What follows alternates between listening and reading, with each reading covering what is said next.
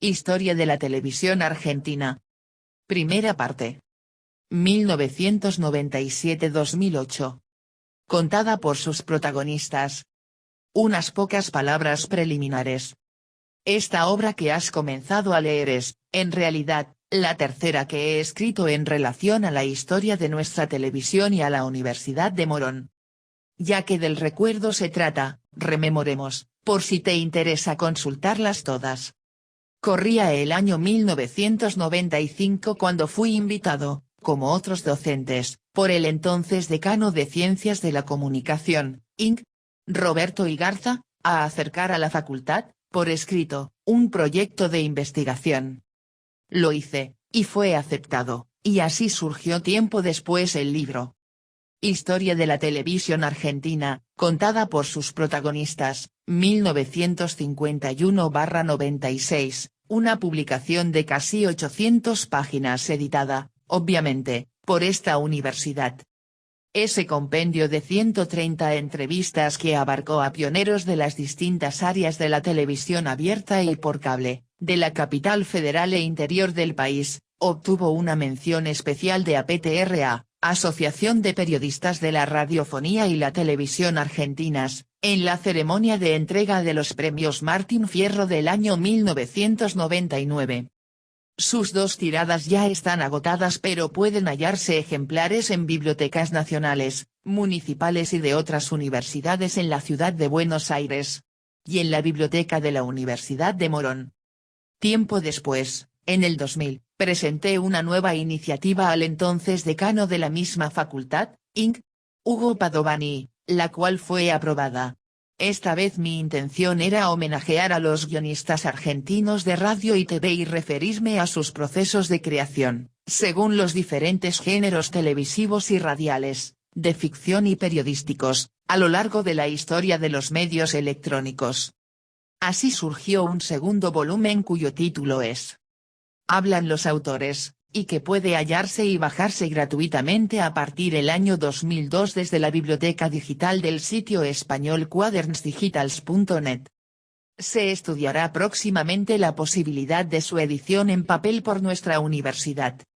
Finalmente, a fines del 2007 y esta vez por iniciativa del licenciado Alejandro Gravik, director de Comunicaciones y Relaciones Institucionales de la Universidad de Morón, surge este tercer encuentro con el dinámico pasado y presente de nuestra pantalla ya no tan chica, a través de esta continuación titulada Historia de la televisión argentina, contada por sus protagonistas, 1997-2008.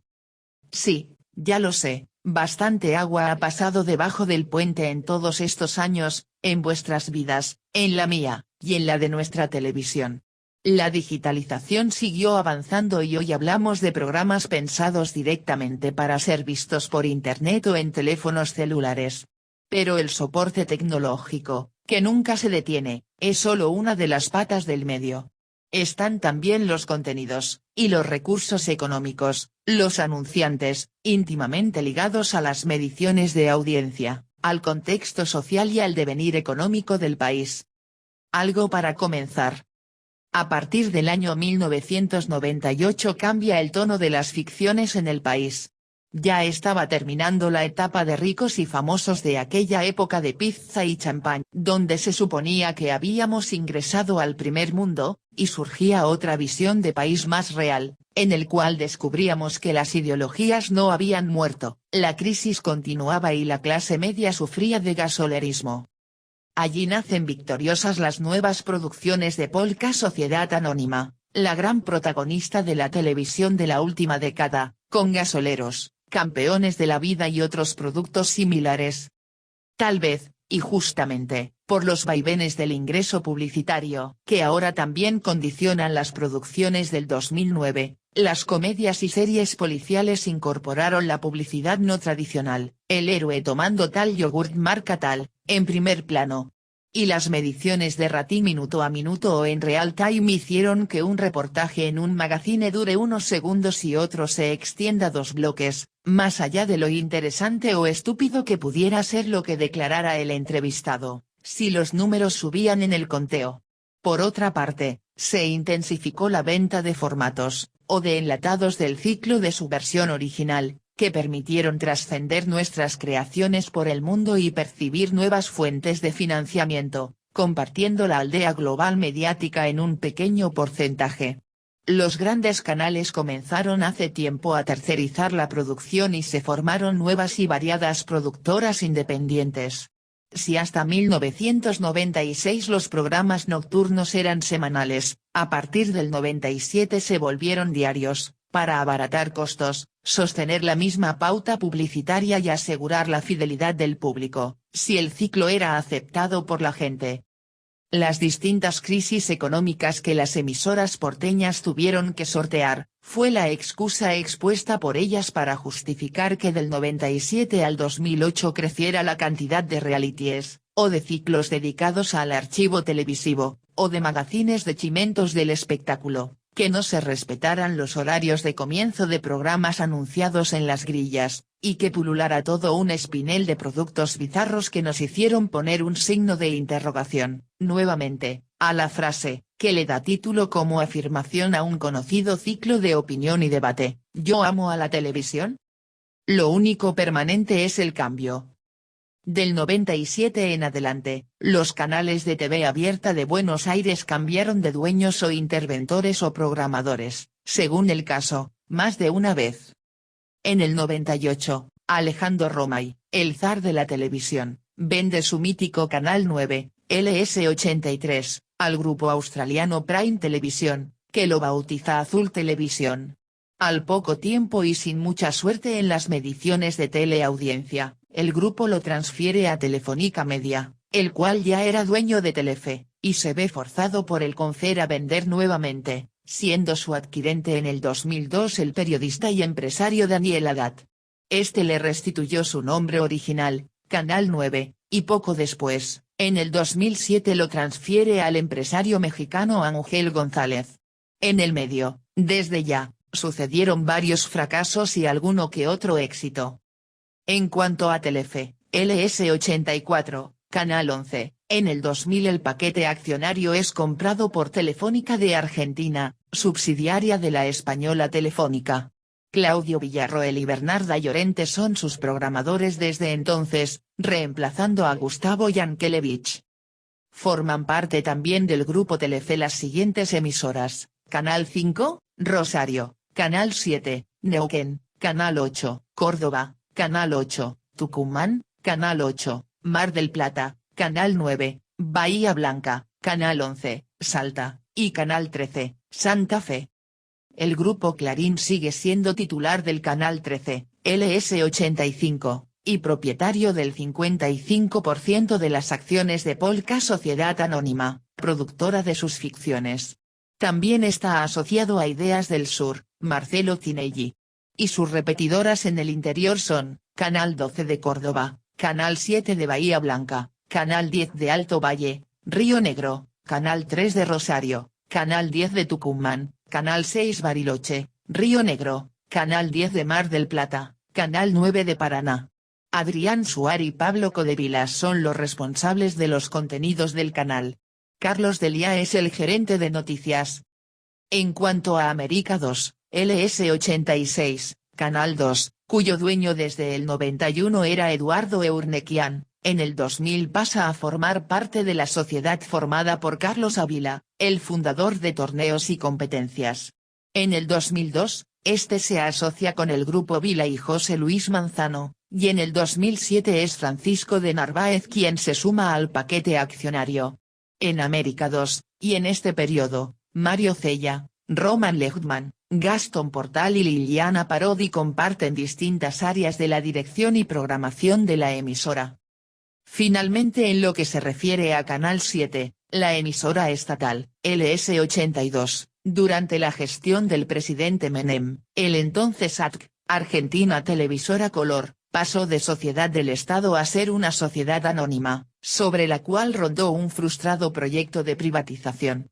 Una vez iniciada la presidencia de Fernando de la Rúa, la emisora vuelve a su denominación original, Canal 7, y posteriormente, En la breve transición presidencial de Eduardo Duhalde se crea el Sistema Nacional de Medios Públicos del cual forma parte a partir de ese momento el canal estatal. En la etapa del presidente Néstor Kirchner la programación estuvo en manos del autor Leonardo Beccini y la periodista Ana Descalón. En el 2006 asume Rosario Lufrano como única directora del canal acuñando el eslogan La televisión pública, y en agosto del 2008, ya durante el periodo presidencial de Cristina F. de Kirchner, el cineasta Tristan Bauer ocupa la presidencia del directorio del Sistema Nacional de Medios Públicos, reemplazando a Gustavo López, su anterior presidente, y la nueva gerente de programación es la guionista Alejandra Bochatey. El productor independiente y conductor más exitoso en todo sentido, y a la vez más criticado desde los 90 y de la actual década es, sin duda, Marcelo Tinelli. Para algunos es la televisión. Para otros es el culpable de la tinellización de la televisión, en un sentido negativo que alude a banalización. Pero lo cierto es que su pase con su productora Ideas del Sur a Canal 13 fue la movida televisiva de esta década, hasta ahora, modificando el target y el estilo de la audiencia buscada históricamente por esa emisora, y su presencia ocupó un buen espacio del horario nocturno que antes se dedicaba a la ficción. Y varios programas vivieron o se sostuvieron repitiendo fragmentos de los ciclos de Tinelli, como ciclos satélites del mismo, aunque fueran de otros canales. En la prensa trascendió la venta de TIC Sports, la empresa que posee los derechos de transmisión del fútbol local hasta el 2014, siendo los titulares de las acciones las empresas de LJ Offshore Partners y de Holanda, Direct Television, el empresario Frederick Vierra de Estados Unidos, y Nofal Sports Holding, sociedad anónima de Luis Nofal. Algo sobre el medio, poco, casi nada. Mucho se ha escrito sobre la televisión como medio, y sobre los procesos regresivos que se producen en el espectador, el cual, al igual que cuando tenía 5 años y notaba que su mamá salía del campo de su mirada para irse a trabajar o a hacer un mandado, y él sospechaba que ella pudiera haber desaparecido para siempre, del mismo modo, los adultos con el control remoto en la mano seguimos pasando de un bombardeo en Medio Oriente a los devaneos amorosos de una vedette o las novedades del verano en Mar del Plata, y lo anterior parece no existir más. Y a veces todo esto sucede en segundos en un mismo canal y noticiero, y no hay que apretar botón alguno. Otros textos han definido a la TV como la caja boba, un chicle para el ojo, un masaje para el cerebro, y hasta como el nuevo objeto transicional del hombre, en su proceso de crecimiento que nunca se completa, bicho humano al que la pantalla chica le devuelve cierta seguridad ontológica ante el caos externo, siempre imprevisible. Sobre todo si las historias terminan bien. Giovanni Sartori nos rotula como homovidens, que es la transformación del Homo sapiens después de ver el concurso para escalar un palo enjabonado con el fin de ganarse un juego de living, o de presenciar cómo se cae en la pileta un gordo que no puede atravesar el muro infernal. Otros elogian la posibilidad que nos da la televisión de transmitir nuevas expresiones de la inteligencia humana, en documentales, conciertos, series de ficción. Pero todo esto funciona, evidentemente, y sigue operando, para lograr que se entretengan millones de albañiles, amas de casa, mecánicos, dentistas, economistas, cartoneros, obstetras, filósofos, docentes, psicólogos, que tal vez estén deprimidos, enojados o algo frustrados por el sistema que los contiene, y supliquen por 3 horas para pensar en nada. El supuesto pensar en nada incluye, no solo expulsar de nuestra mente las contradicciones sociales del sistema, es también generar el olvido o la negación de nuestra propia insatisfacción estructural por un rato. La tele brinda eso, una gratificación virtual sin pagar los platos rotos. Por un lado nos mete en la vida ajena de famosos, que a veces se hicieron célebres por cualquier cosa menos por algo valioso para la sociedad. Y en este sin límite de lo público y lo privado nos muestra las toallas sucias, las caries mentales de los triunfadores. Y saber que ese alpinista manco que escaló el Everest en 24 horas, le pega a la mujer cuando llega a casa, nos brinda un mensaje restaurativo. Es decir, nosotros no tenemos nada especial, pero ellos, Los que nos muestran la falta desde la fama, son peores. Así da gusto ver TV. La parte llena de la botella. Pero también en estos últimos 10 años, en la pantalla chica se han colado numerosas perlitas. Se han producido excelentes series como las que dirigió Damián Cifrón, Los Simuladores, Hermanos y Detectives, documentales como los de Documenta, Roman Lechman, y Algo habrán hecho, Cuatro Cabezas, Felipe Pigna, y telecomedias brillantes como La Lola y los exitosos Page, Undergrounds contenidos, entre tantos otros ciclos. Directores de cine ingresaron al medio y descollaron en unitarios como Mujeres asesinas y Epitafios, Polka, o Televisión por la identidad, Telefe, o miniseries como Por el nombre de Dios y el hombre, Polka, y desarrollaron una nueva estética que implicó las áreas de iluminación, arte y sonido. En televisión por cable, el canal Encuentro, del Ministerio de Educación de la Nación, se constituyó rápidamente un espacio de educación, entretenimiento y divulgación de contenidos no desarrollados habitualmente por la televisión abierta desde hacía tiempo. Y nos sorprendieron con documentales sobre personajes históricos del mundo, entrevistas a escritores latinoamericanos consagrados, y hasta un reportaje a Jacques Lacan. Creer o reventar. En fin, una de cal y una de arena. De todos modos, mi comentario, el único no importante, es subjetivo, y aunque es compartido por muchos, se termina aquí.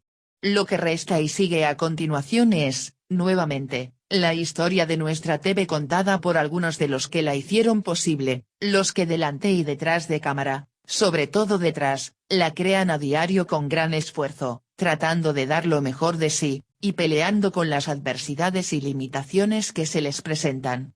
Notarás que, pese a que los capítulos están divididos por profesión, como ocurrió con el primer libro, los protagonistas se han destacado en más de un rol, y tuve que privilegiar solo uno para darles una ubicación en el índice. Esta es una década en la que, por ejemplo, varios actores y actrices pasaron a la conducción, y algunos productores se desempeñaron como gerentes o empresarios independientes. Les agradezco muchísimo a todos los que me permitieron contar con su testimonio, que hoy es parte fundamental de este libro que has abierto.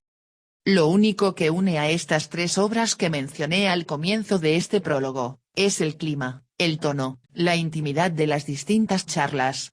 Lo coloquial. No es nuevamente, un libro para leer apurado o en una laptop.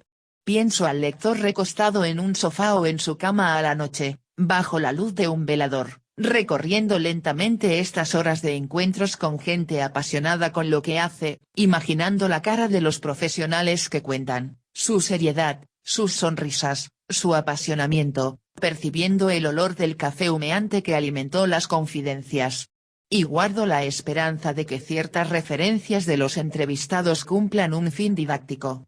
No solo emotivo o reflexivo. No es un libro de reportajes, sino de conversaciones transcriptas con fidelidad y sencillez, en el que, como se debe, las respuestas son lo único importante, y no las preguntas. En cada una de estas charlas hay una frase de los protagonistas para recortar, para resaltar en amarillo. Te dejo ese trabajo a vos, querido lector, o lectora, porque tu sensibilidad hará que una frase resuene más que otra. Porque en esa tertulia que me unió a los trabajadores de la tele, también sentí que vos, el lector, ya estabas ahí desde un principio, bebiéndote también tu propio café en silencio, participando como uno más en esa mesa de encuentro de seres humanos hablando de un mundo apasionante, por momentos mágico, y a la vez, tan vapuleado. Este es un recuento de importantes voces sin su overol profesional, relajadas y al menos por un instante, lejos de la feria de las vanidades. En síntesis, has comenzado a transitar la historia de los últimos 10 años de nuestra televisión a través del relato de varios de sus protagonistas principales. Que lo disfrutes. De ahora en más, el libro es todo tuyo. Capítulo 1. Los directores. Juan Mono Flores. Director de cine y televisión. Se llama Juan pero en el medio televisivo lo conocen como el Mono Flores.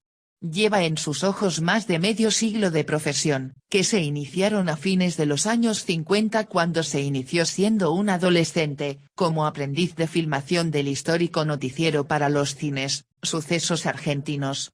Flores transitó luego todos los escalafones hasta llegar al puesto de director. Necesitaríamos hacer un libro aparte para contar su vida profesional en la que se incluyen documentales, recitales, programas deportivos y mundiales de fútbol, carreras de Fórmula 1, trabajó con Chicho Serrador y Narciso Ibáñez Menta, fue realizador en videoclips, y en programas míticos como Rolando Rivas Taxista, Piel Naranja, Grande Pa, Amigos son los amigos, El Gordo y el Flaco. Brigada Cola, Siglo XX Cambalache, Perdona nuestros pecados, Chiquititas, Cebollitas, Buena Pata, Yago Pasión Morena, etc. Es director en Telefe y en el estudio independiente Ford Media Televisión. También es docente en universidades. El hombre que filmó la historia. Alto, delgado, pertenece a esa raza de hombres a los que un apretón de manos o el dar su palabra, vale más que un contrato sellado ante escribano. Es joven aún y sin embargo, representa esos argentinos que uno cree extinguidos. Profesionalmente, detrás de una cámara lo ha visto casi todo, pero a la vez, estando allí. No por TV. Tiende un decir claro, sencillo, directo, es una usina de anécdotas maravillosas. Dejémoslo hablar. Mi padre y todos los varones de mi familia eran reporteros gráficos. Mi padre trabajaba en varios medios, mi tío era fotógrafo en la presidencia, y cuando yo tenía 14 años, Manuel Romero, que era padre de mi tío y que se desempeñaba como jefe de camarógrafos en Sucesos Argentinos, le pidió a mi padre que me permitiera ir con él a trabajar al noticiero.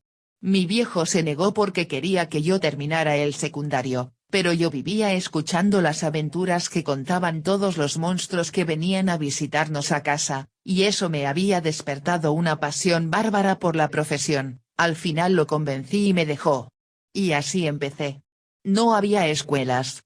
Para aprender había que comenzar llevando la cámara, cargándola, limpiándola, y esperar una oportunidad que generalmente se daba en los partidos de fútbol, en las manifestaciones, en los codos del hipódromo, en los actos de Plaza de Mayo, donde había cosas fáciles y a uno lo mandaban a hacer los planos generales o tomar el público en una cancha.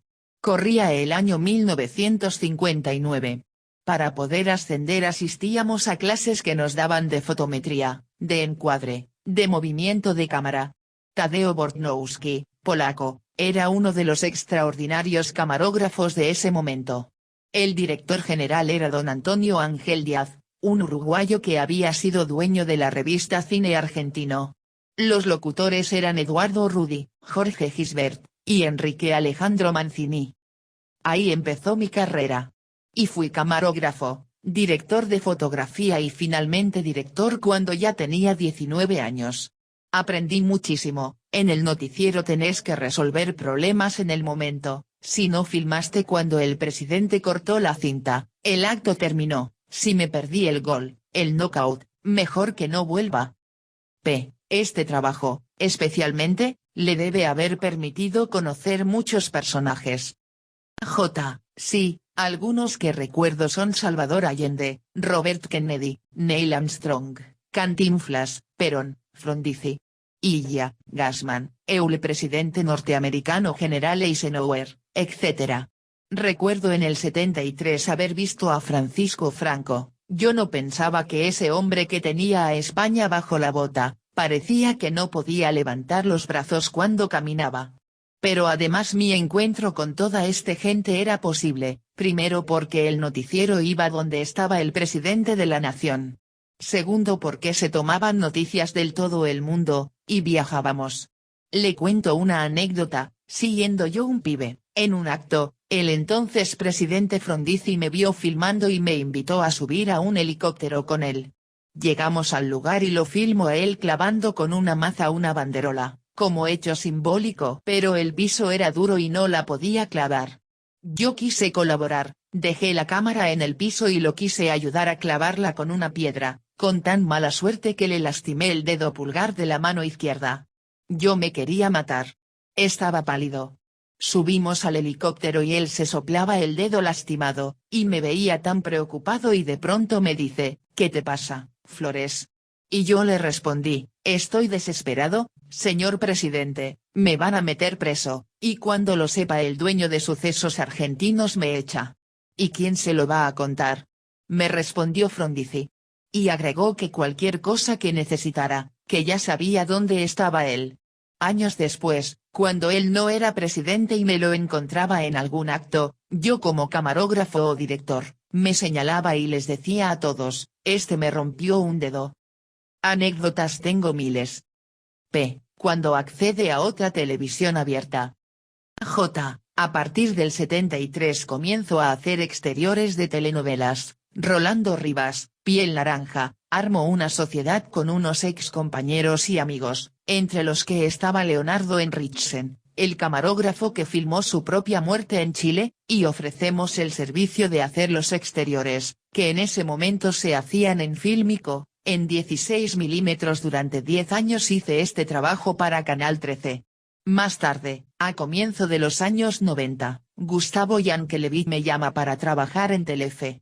Tuve la fortuna de hacer Grande Pa, que iba a durar solo un verano y después fue un éxito que hizo historia. Y de ahí vino todo lo demás. P. ¿Cuáles fueron los productores con los que trabajó en Telefe? J. Muy buenos productores como Jorge Gerardi, Chacho Cordone, Juan Carlos Cabral, Martín McIntosh, Cacho Mele, Ornella Zampicinini, y muchos más. P. Los directores antes eran todoterreno y ahora se especializan en algún formato o género. J. Antes hacíamos de todo, pero siempre hubo gente que se especializó, como por ejemplo Alejandro Doria, David Estíbal, Roberto Denis, Miguel Larrarte, tremendos directores que se dedicaron a la ficción. Hay quienes son directores para telenovelas, unitarios, y otros que por formación pueden hacer cosas distintas. P. Hoy hay ingreso de directores en la TV, con formación cinematográfica, que nunca estuvieron delante de un switcher y que realizan los exteriores al estilo cine. ¿Esto es lo que se viene? J. Polka tiene una camada de directores impresionantes, Jorge Nisco, Daniel Barone, Sebastián Pivoto. También Damián Cifrón, que ha hecho cosas para Telefe. Ahora, con relación a la metodología de trabajo, eso depende de los programas y de la productora o canal. En principio, una tira no se puede hacer con 2 cámaras y a editar, porque tenés que sacar un capítulo diario. Le tengo que entregar al editor todo en orden para pegar, musicalizar y salir. En un ciclo de unitarios y si conviene, con varios capítulos hechos con anticipación, sí se puede hacer. Ahí por ahí te dan una semana para cada episodio. Además el tiempo en el piso rinde más que el tiempo en exteriores. En exteriores se presentan complicaciones de ruido, de viento, de luz, el camión que pasa, el tipo que grita desde lejos muchachos, cuando salen al aire y 1000 cosas. O vas con el equipo en un día de sol y de pronto se nubla y empieza a llover. Y debes tener autoridad para retocar el libro, hacer la escena y terminar de grabar. Y el editor puede finalmente armar lo que se grabó en el piso y en exteriores. P2.? Abierta. ¿El director recibe los 5 libros de la semana siguiente por anticipado? J. Generalmente un viernes te dan los libretos de la semana siguiente, y te pasas el fin de semana marcando el libro. Hay distintas costumbres. Hay directores que marcan en el libro la puesta que van a hacer. Yo no lo necesito. Especialmente si ya conozco el lugar donde voy a grabar el sábado a la noche, tengo la puesta de cámaras en la cabeza, y si algo me falla sé que lo voy a resolver. Si es un decorado que ya conozco, lo mismo. Las formas de grabación en cuanto a si grabas todas las escenas que ocurren en un decorado o vas siguiendo la secuencia del libro está relacionado con el plan que haga la producción, y la disponibilidad de los actores. Pues ellos deben sincronizar las escenas de exteriores y las de interiores, el vestuario, maquillaje y demás, aprovechando el tiempo lo más posible. Este ritmo puede provocar errores, especialmente en exteriores. También es muy común ver, por ejemplo, saltos de eje, en una charla cuando se hace el plano de uno y del otro, los dos miran para el mismo lado. Eso es por no saber poner las cámaras. Por ahí yo no distingo los errores en televisión, pero en cine, en grandes películas, no es raro ver la punta del boom, micrófono, o la sombra de la jirafa y el boom, grúa lo sostiene y el micrófono, o estás viendo una película de la Grecia antigua de Aristóteles y Platón y por arriba pasa un jet o un Boeing 747. En La Dama del Agua ves el zoom largo rato en una escena quieta, de charla. No hay excusa, no puede ser que el camarógrafo, el director, el editor no lo hayan visto, o que sí le digan al productor que lo dejaron porque nadie se va a dar cuenta. En los años 50 no había forma de chequear lo filmado en el momento, ahora sí. En televisión, hoy, ya hay unos switcher monstruosos, preparados para televisión digital, en el cual podés grabar los efectos que vas a hacer, lo podés tener en previo, y si el programa es en vivo no te podés equivocar. Vos hablabas de autoridad, ¿cuál es la autoridad en términos generales del director hoy? Antes el director participaba activamente en la producción, ahora la nueva televisión la manejan solo los productores, el director tiene una opinión solo en algunos detalles. Por eso hay directores que no quieren volver a hacer televisión. Porque ellos tienen muy en claro lo que hay que hacer, y hay productores que no son talentosos, con los que no quieren perder el tiempo discutiendo. Porque hay grandes directores, jóvenes y no tan jóvenes, que hicieron éxitos históricos en los últimos años, que están en su casa sin trabajo. Porque la productora sabe que a ese director lo necesita solo 7 meses al año y no lo quiere bancar los otros 5. Lo puede llegar a perder, pero no le importa. Pero eso pasa más en las productoras independientes que en los canales. Generalmente en los canales si el director les gusta y lo ven acorde a los fines de los proyectos la gerencia de programación, lo sostienen en relación de dependencia. ¿Y el trato con los actores siempre fue difícil? Hay de todo. Hay actores que son maravillosos, señores o señoras, también hay otros que son insoportables, complicados, hay actores que son insoportables trabajando y maravillosos para ir a comer un bife y una ensalada, hay de todo, lo importante es saber ir navegando por todo eso. Todo director ha tenido un problema con un actor o con una actriz alguna vez. Hay tipos que siempre hacen de buenos y son fatales y tipos que siempre hacen de malos y son maravillosos. Yo he visto a más de un gerente de programación poner en el freezer a alguno de los complicados, que con sus actitudes, demoraban la producción. En el lado opuesto, a todos nos ha pasado que un actor nos llame por teléfono desesperado porque no tiene trabajo ni para comer y cuando hablas a los productores y al autor, y le conseguís un personaje, y te recrimine porque debe grabar una escena a las 11 y otra a las 3 de la tarde y él tiene otras cosas que hacer. ¿Y hay actores, al revés, dispuestos a todo? Sí, Facundo Arana es un actor que está siempre dispuesto a todo. Una vez tuve una discusión con él porque en Yago, Pasión Morena, él quería tirarse de un 4º piso a un camión, porque en la escena debía escaparse de un hotel, ocupando el lugar del doble. Por supuesto que no lo permití y la escena la hizo un doble que está entrenado para eso, saltando sobre un colchón. ¿Alguna vez le falló una escena de exteriores? Te cuento una. Fue en Piel Naranja, la telenovela famosa de Alberto Migre, año 76.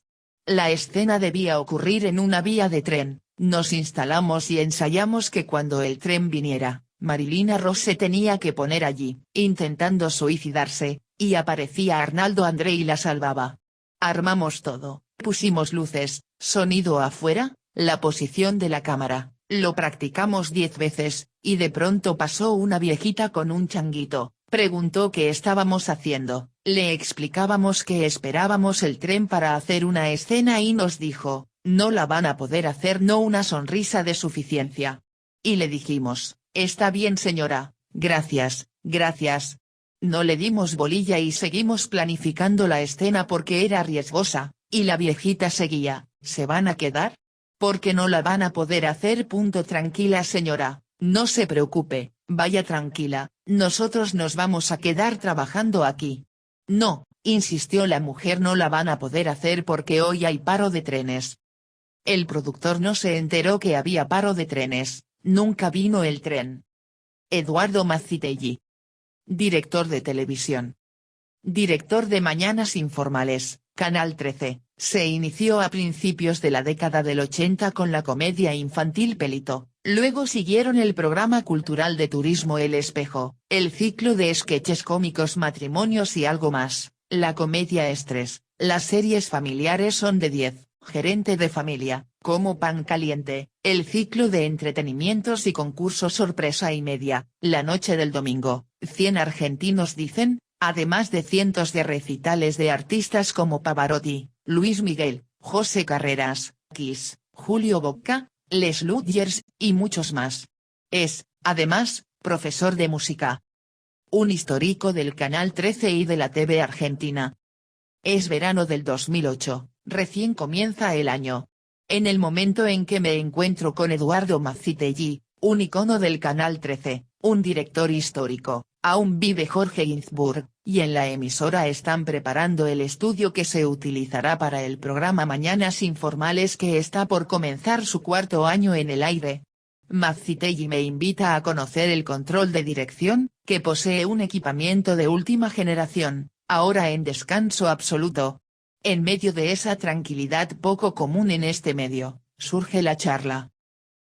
Soy de la Paternal, de joven estudiaba ingeniería y estaba haciendo una buena carrera en Entel y me tocaron 2 años de colimba en la Marina. Cuando salí, mi suegro, que era gerente de la sucursal Entel de Constitución, y que era muy amigo de los cubanos dueños de Canal 13 y les había dado una mano para instalar los teléfonos aquí, le habló a Goar Mestre, director del canal, y empecé a trabajar en 1969 como tiracables.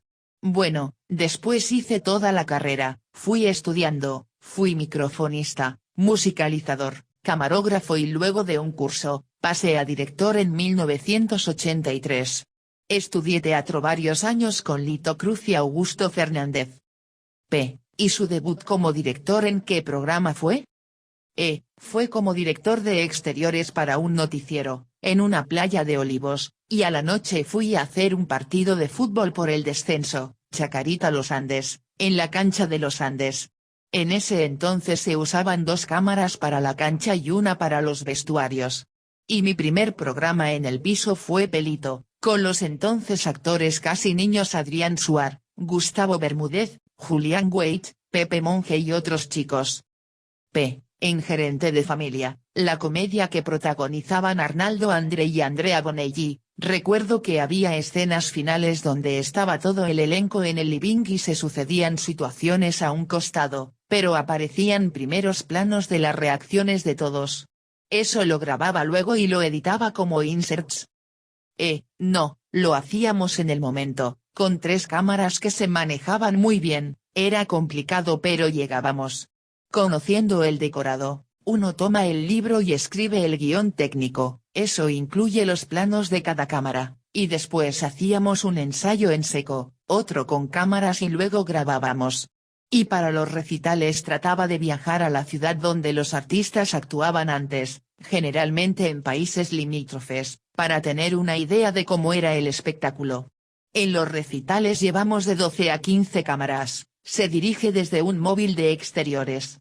Por otro lado, en el caso de los recitales grabados, había detalles que se arreglaban en la edición, un solo de trompeta que había sido grabado por una cámara sola por ejemplo, se agregaba en el momento justo, en la edición. Signo de interrogación abierta. Mañanas Informales es la versión 2008 de Buenos Días, mucho gusto. ¿De los años 60? No, nada que ver. Porque acá nosotros trabajamos mucho con las noticias, hay 2 o 3 móviles de exteriores, se basa mucho el programa en lo que es el día a día, hay periodistas que están levantando notas de noche por los lugares donde pasan cosas, hay humor. En Buenos Días había más moda y cocina, sobre todo.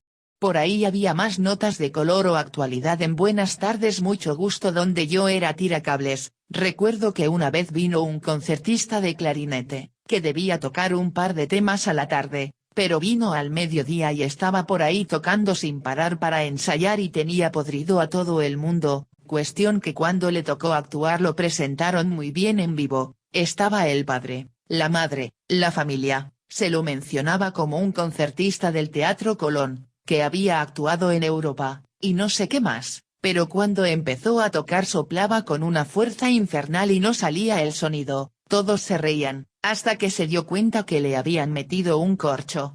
Lo sacó y tocó pero el papelón ya había pasado. El conductor era Guillermo Lázaro, que me parece que era uno de los implicados en la chanza, junto a un asistente, risas. ¿Qué productores nombraría como importantes en su carrera?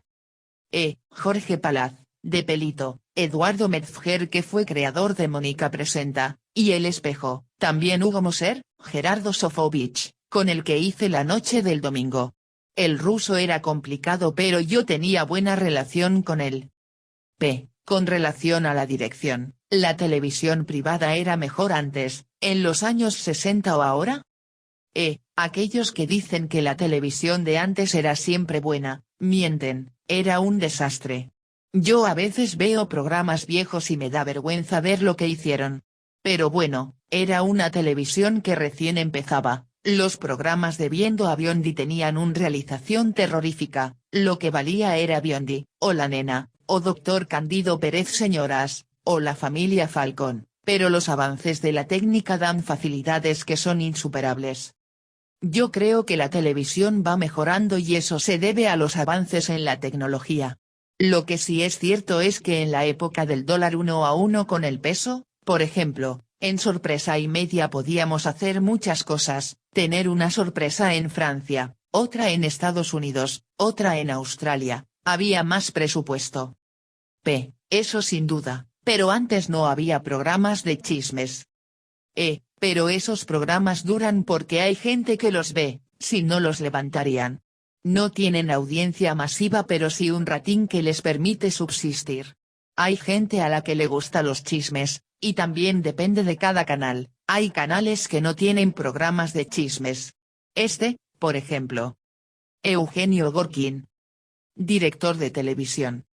Desde 1980 dirigió Telescuela Técnica, Tiempo Nuevo, Mesa de Noticias, La Noticia Rebelde, Notidormi, Notishow, El Mundo de Antonio Gasalla, La Noche del Domingo, Polémica en el Bar, Jugate conmigo, La Estación de Landristina, Brigada Cola, Tate Show, La Familia Benvenuto, Nico, Infomanas, Chiquititas, Decime cuál es tu nombre, Trillizos, Versus, Videomatch, Fugitivos, Gran Hermano, Da Divertido, Posters, Hola Susana, Susana Jiménez, Duro de acostar, El último pasajero, y el gran éxito de Marley en el 2008, El muro infernal.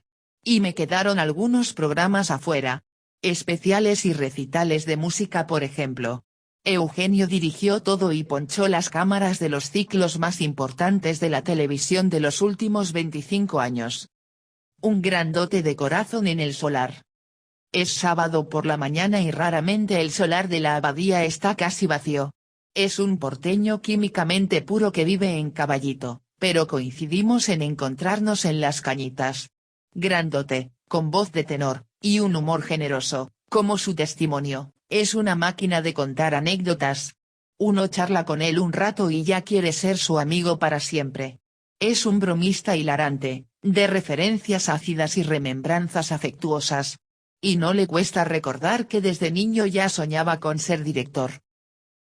A mis 10 o 9 años, cuando miraba televisión en casa con mi familia, ellos se divertían mientras yo los miraba los programas con otra vuelta de tuerca, me llamaba la atención la cantidad de cámaras y cómo estaban dispuestas, y hasta me fijaba en qué estudio se estaba haciendo. Yo me preocupaba por la cocina. En los años 70, la única forma de ver o de aprender cómo se hacía televisión era ir a un canal, no había productoras ni escuelas de televisión, no había nada. Yo quería trabajar en ese medio, pero nadie me daba una posibilidad, no tenía suerte.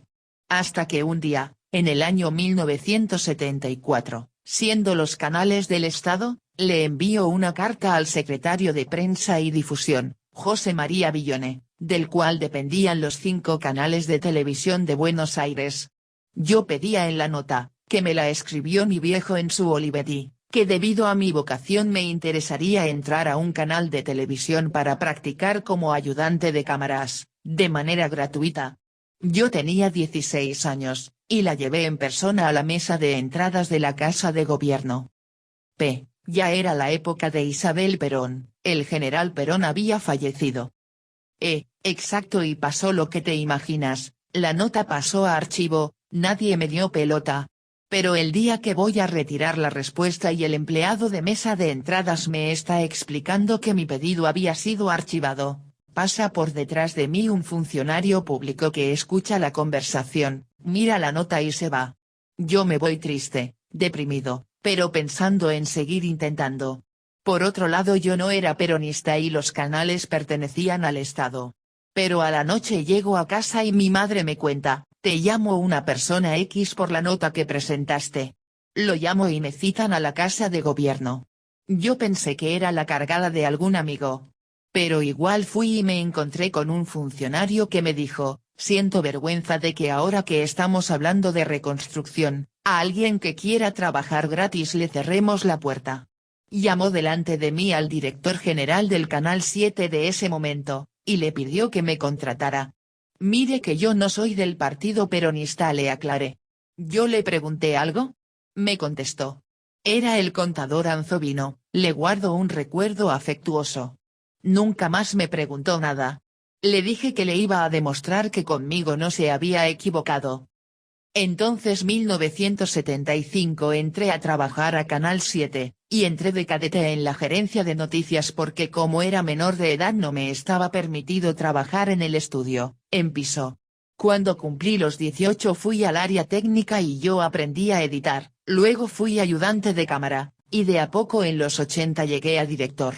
Recuerdo que cuando estaba en el área técnica, Chocho Domínguez, que era mi jefe, me decía, si yo le discutía algo, el director es Dios, y yo le contestaba, sí, pero yo soy ateo, y él se moría de risa. Un día le llené de agua su silla de director, y se sentó justo cuando estaba por empezar a dirigir cordialmente, que era en vivo, casi me mata, pero como era de hacer bromas pesadas él también, me perdonó. ¿Y cuál fue el primer programa que dirigiste? Hice promociones y noticieros, que era lo que hacían los directores cuando recién empezaban.